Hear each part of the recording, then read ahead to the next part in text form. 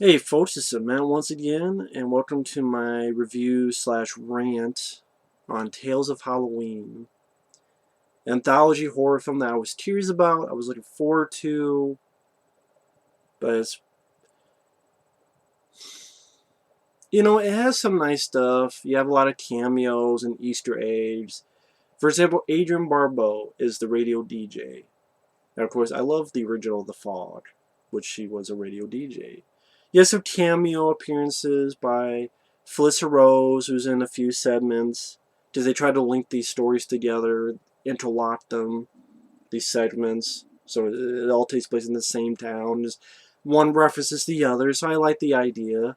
I just thought Trick or Treat was a much better film than this. I'm not talking about the Trick or Treat with Ozzy Osbourne. I haven't seen that one in forever. One day I want to see that. I'm talking about the other Trick or Treat from like 2009, or could be wrong in the year. Much better movie than this. This wants to be Trick or Treat. But I mean, you have cameos by Felissa Rose, Adam Green, Joe Dante makes a cameo at the end of the film. John Landis has a cameo. And like Adam Green is a cop with this other guy, and they appear very, very briefly in a couple of the segments. But the problem, number one, you have 10 stories, and the film's only 90-some minutes. 10 stories in 90 minutes, so each one's going to get only 7 minutes at most, because you have about a 3-minute opening sequence. Then you get into the story. I mean, again, you only get about 7-8 minutes at most. Because you have the 3 minutes opening credits, then you have about 3 minutes of end credits. So, and I thought it started off well.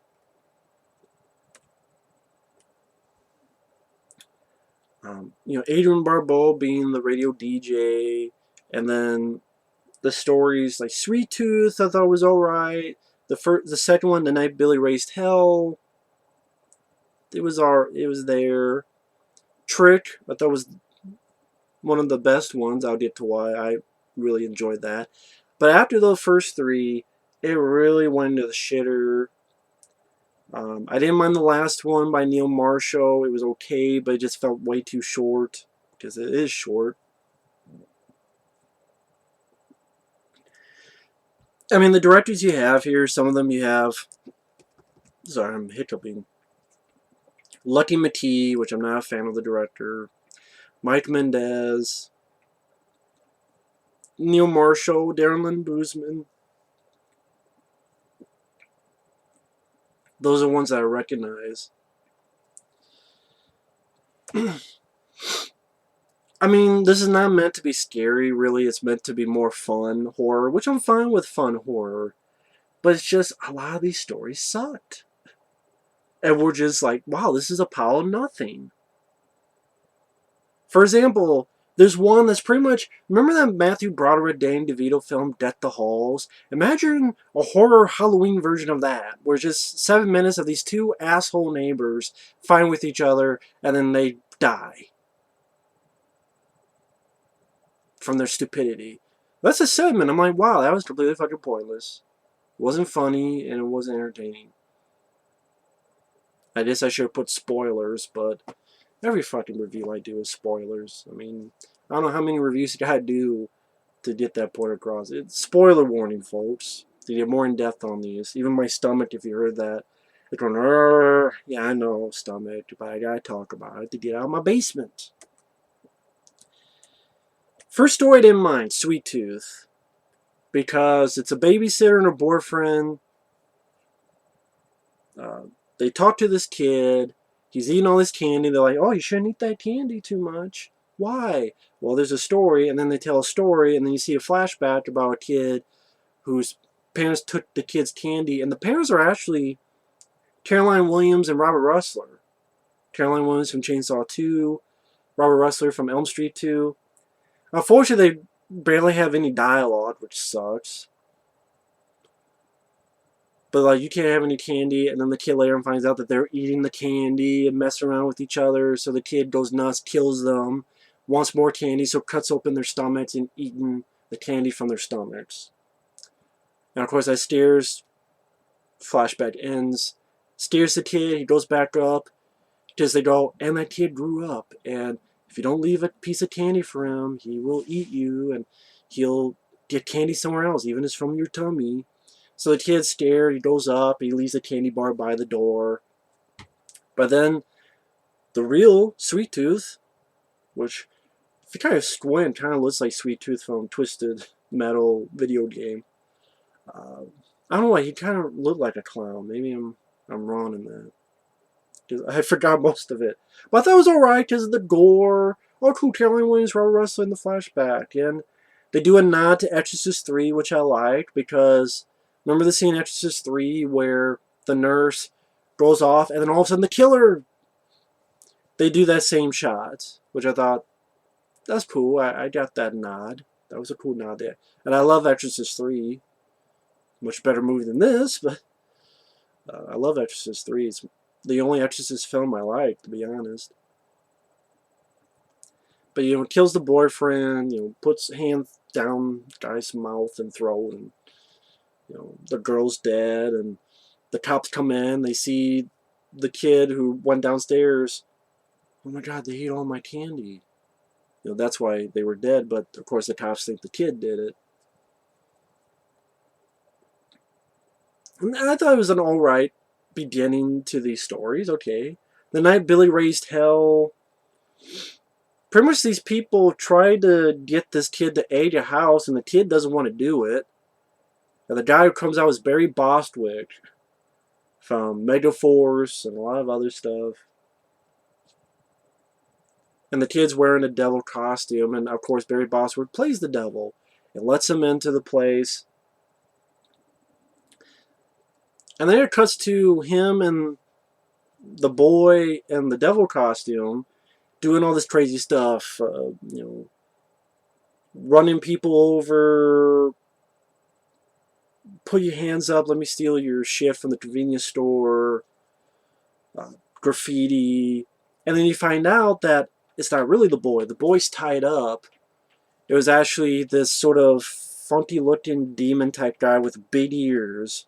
Looks like someone that would be in Willow, to be honest, or fucking, looks like someone that would be, I don't know what the fuck it would be. Looks like an asshole, to be honest. It just, nothing to it, just big ears, and looks like something to be from reject from Lord of the Rings. I don't know what the hell you call it.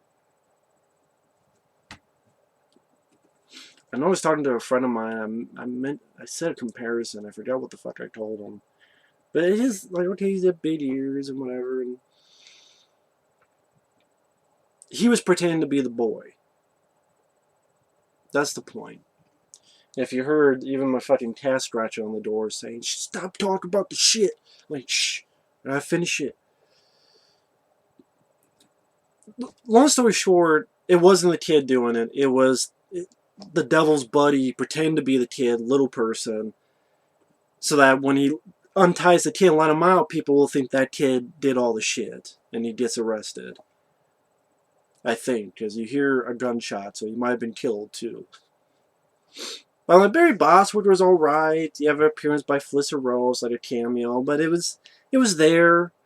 I didn't see the twist coming. I thought he really tempted the boy, and I didn't expect there was a little person who just had the little boy's same costume. But it was there. The third story, Trick, was my favorite because, man, this should have been an entire movie. This should have been the movie. Because you have a group of people, seem like friends, who get killed by kids. But the twist is, and this is what I loved about it, the kids are not murderers. The kids are vigilante trick-or-treaters.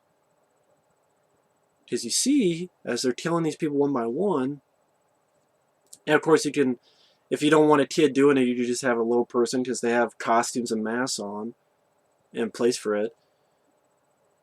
You see one of the people inside deleting pictures, and it's bloody pictures of kids that they had killed.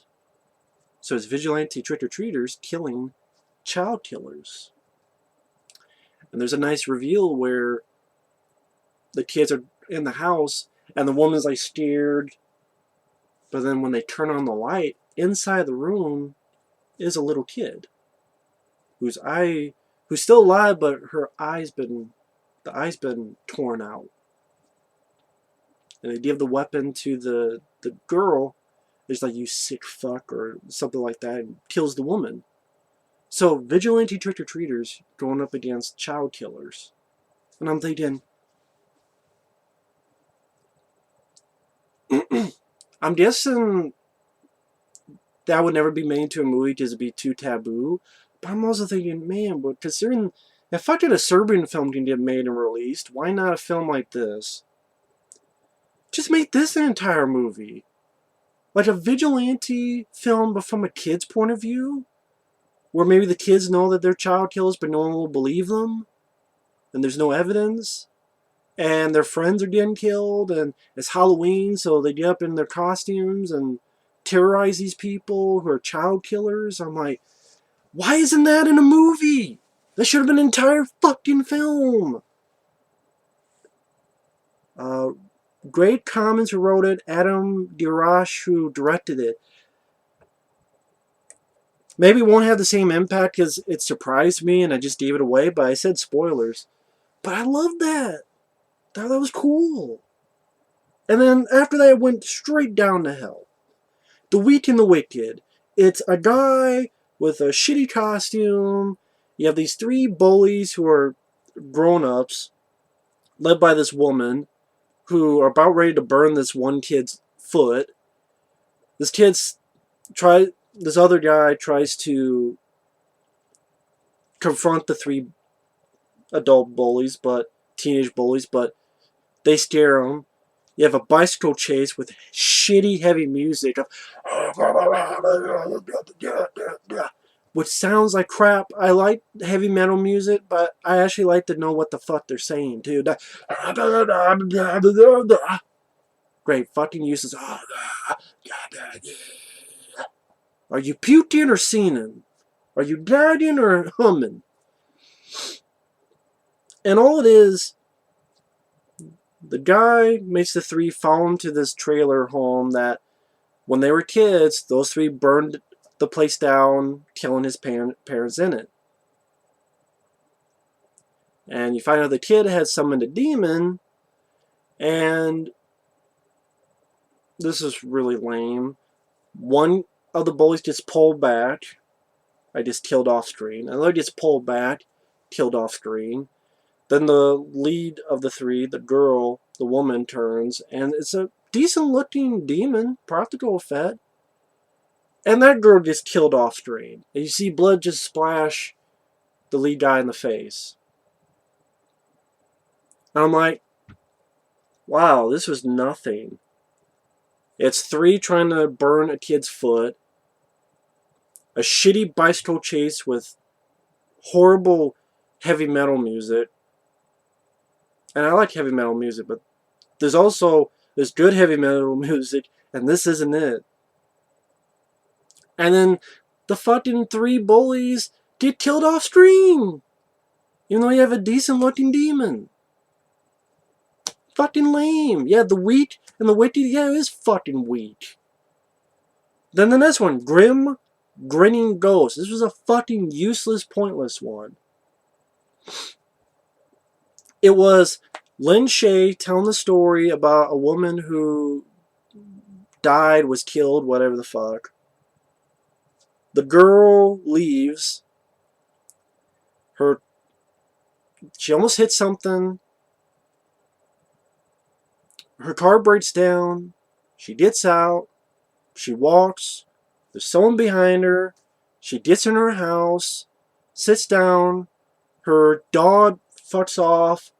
She leans back, and there's pretty much a bald-headed woman, and then she turns, and then that's it. That's the entire fucking segment.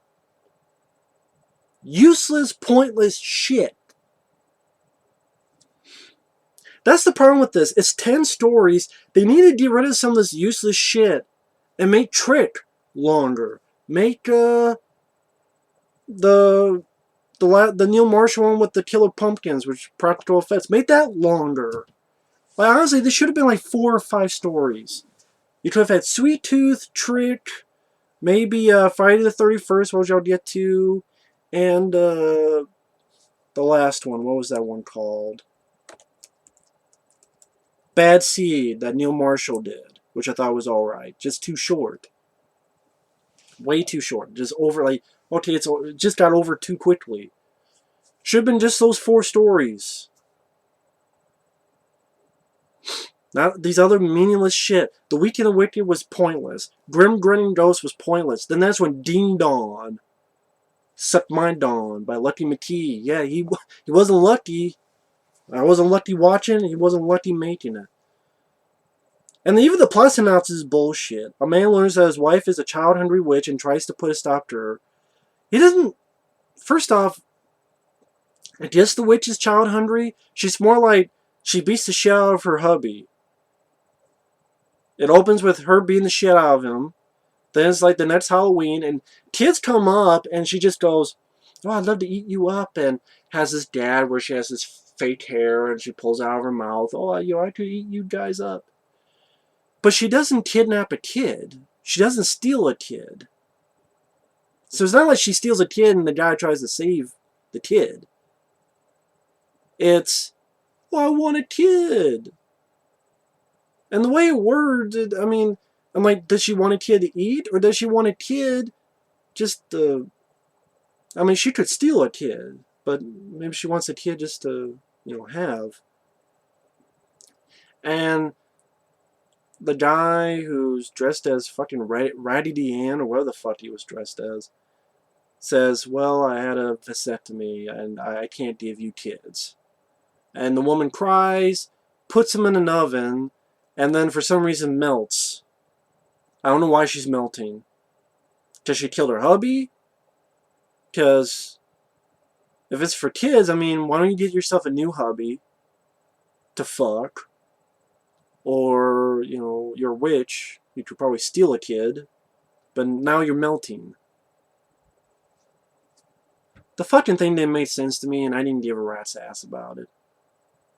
The next one, This Means War. A man bows his new neighbor to the death for the best Halloween decorations on the block. Yeah, great. Deck the Halls with Matthew Broderick was shitty enough. That was with Christmas. Now you have an even shittier one. I didn't need to see the horror version of Deck the Halls with Dan DeVito and Matthew Broderick. All it is they're fighting, and then they both land on this thing and get impaled. That's all there was to it. Friday the 31st was disappointing because you have a guy who's kind of like Jason, has a mask. The girl's running, goes in the cabin, whatever. There's all these dead bodies, runs. She gets speared. It kind of looks like what Jason does to David Cronenberg, but that was a better scene. And I'm sorry, Jason X is a better movie than this. It's a more fun movie than this. But the Jason wannabe spears the girl like Jason speared David Cronenberg and Jason X. But that looked better in Jason X. And then a flying saucer appears. And then this cute little alien that's with stop motion, it looks like. I like the look of the alien, but you only see it for like 30 seconds. And it has a cute voice, treat, and the Jason wannabe stomps on it. But then the alien sort of goes into the mouth of the woman who the Jason wannabe had killed. And this is where I'm like, oh, okay, the girl gets up, and she has these shitty green lightning coming out of her eyes. Reminds me of this fucking Gerald Bookwalter movie I saw called Polymorph, which had the same effects. It's not a good thing. I mean, I would have liked it if, I don't know, went into the girl's mouth and then it became like a full stop motion alien, or it became the alien but in suit form, or not just the girl but with shitty green lightning coming out of her eyes. And pretty much they just chop each other to bits. And then the small alien comes out, takes the head, and gets beamed back onto the ship. And I'm like, maybe if it was lengthened and had more to do, or a bigger budget, or something. Because I like the idea. A deformed serial killer meets his match when a trick-or-treating extraterrestrial gets upset when he doesn't have any candy. I like that idea. It sounds like a fun idea, but the execution wasn't much to run home about, other than the little stop-motion animation looking alien, which was cute. I don't know, maybe that was one that needed to be bigger or longer or more money, but it's just like, Friday 31st could have been better. That was run by Mike Mendez. The Ransom Rusty Rex I thought sucked, I thought the idea sounded interesting. Two bank robbers kidnap a wealthy man's son, only to discover that the child is a deformed creature that doesn't ever want to leave anyone's side. So I'm like, so it's kind of like It Follows, but meets. So it's what, Home Alone meets It Follows? Okay. And the wealthy guy is John Landis, who the bank robbers call, and John Landis doesn't want anything to do with it. He's like, he's your problem now.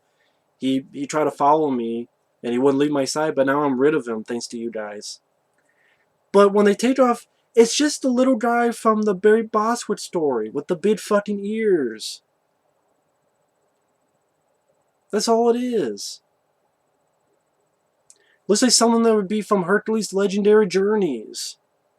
Then that's what I told my friend. It's like something that would be in Hercules' Legendary Journeys. It's just a guy with big ears. You want to see that done right? Sam from Trick or Treat. If you know Trick or Treat, you know who Sam is. The little kid with the... I'm not going to spoil that for those who haven't seen it, but that's how you do that right. I'm like, okay, this is a shitty version of that one from Trick or Treat. That's how you do it right. That look. And Trick or Treat did it right because they only had like 4 stories intermingled together. 4 or 5 at most. This is why you don't have 10.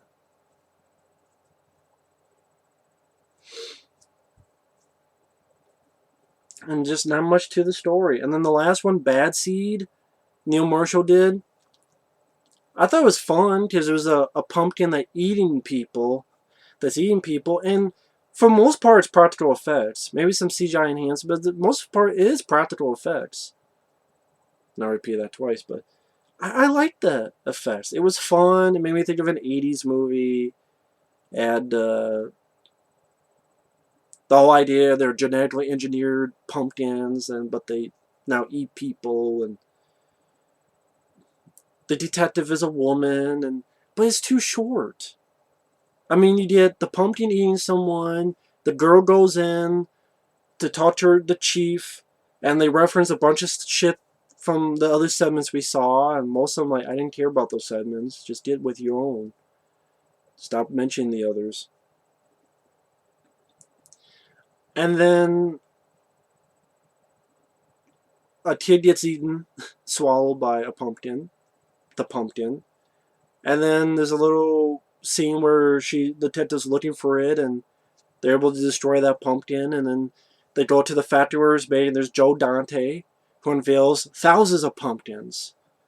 And the detective and her partner's like, oh my god, and Joe Dante's like, what? They're just pumpkins. And that's where you see all the pumpkins. I'm like, I wish this was a longer segment. The girl who's detective was alright. She was there, and there wasn't enough time for her to do anything. Hell, if that was an entire movie, I would have been curious about it. Or if that was like a 20-minute segment or 30-minute segment.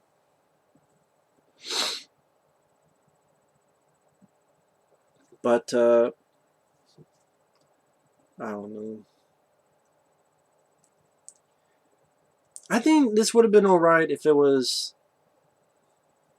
an hour and 40-minute movie Well, you have the first 10 minutes be the Adrian Barbeau radio DJ stuff and maybe the Sweet Tooth. That story to start it off. And then that's 10 minutes. Then have 30-minute segments of Bad Seed, the Neil Marshall, the Man Eating Pumpkin, the Trick, the Vigilante Trick or Treater one, and maybe Friday the 31st. So you can extend it and maybe take away the money from the fucking Halloween decoration one and the fucking bank robber wannabe Home Alone one and the Ding Dong one, Lucky McKee, the fucking woman that, oh my god, here's a woman who's bald, and get rid of that shit and put the money into that so maybe they could do more with those segments. It just 10 segments was too much for this time. 90 some. I like ABC's Death 1 and 2 better. Because at least those are 26, but at least you have more ratio for better stuff. I mean, you have 26 to choose from. And ABC's of Death 2, most of them were pretty good, those segments. But I'd rather watch ABC's of Death 1 because you have more of a chance. You watch it 26 instead of 10. And it just... But yeah, I mean, best anthologies for me are Trick or Treat, Cat's Eye, Creep Show 1 and 2, ABC's of Death. Yeah, ABC's Death 2 I think is better than 1. There's one called Nightmares, which I know is coming up from Blu-ray from Scream Factory, which I would love to pick up because I don't have it. It's not out yet, but it's the one with Emilio Estevez with the video game and Lance Henriksen and this sort of devil hearse. That's better than this. I remember that. I haven't seen that in forever, though. But yeah, this one, man. Start off alright, but then just a lot of shitty segments or segments that could have been a lot longer, and it just disappointing movie. Again, honestly, the Trick and the Bad Seed, I would say, are the best ones. If I had top 3, it'd be Trick, Bad Seed, and I guess Sweet Tooth. Friday the 31st was, I think it just, if it wasn't just a woman with shitty green lightning coming out of her eyes, was she working for Lopan? Anyway, that's all I got for Tales of Halloween. I think, to me, Trick or Treat, which I think there's a sequel they're doing, which I'd be curious about. Trick or Treat I thought was a better movie. To me, that's how this is done right. That's just my opinion. But either way, thanks for watching, take care, and see you on the next video. Later.